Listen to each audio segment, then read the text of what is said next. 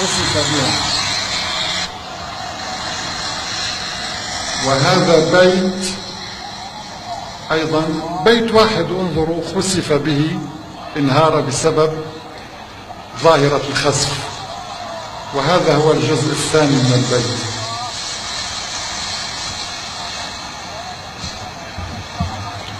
سبحان الله.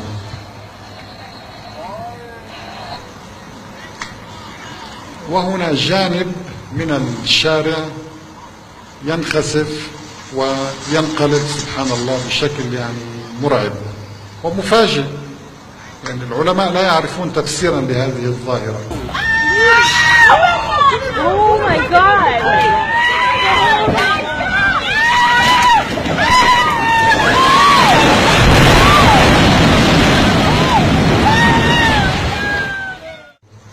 سبحان الله. انظروا هذا كراج السيارات خسف وهذا بيت، وهذه سيارة أيضا، وهذا حيوان، وهذا انظروا إنسان واحد يمكن أن تخسف به الأرض. سبحان الله.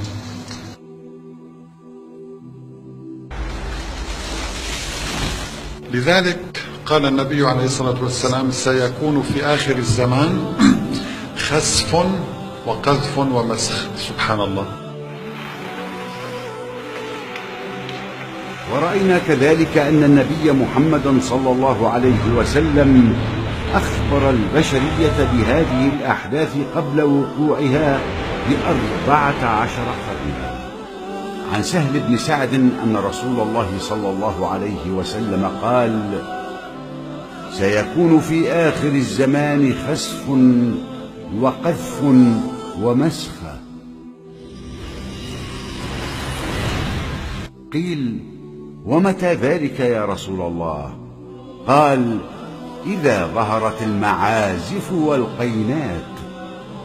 واستعمل عليه الصلاة والسلام كلمة آخر الزمان للتعبير عن الزمان الذي تقع فيه هذه الحوادث، وبين أن حدوث هذه العلامات دليل وإشارة إلى اقتراب الساعة. وإذا أردنا أن نهلك قرية أمرنا مترفيها ففسقوا فيها فحق عليها القول فدمرناها تدميرا. فاتقوا الله عباد الله واعتبروا بما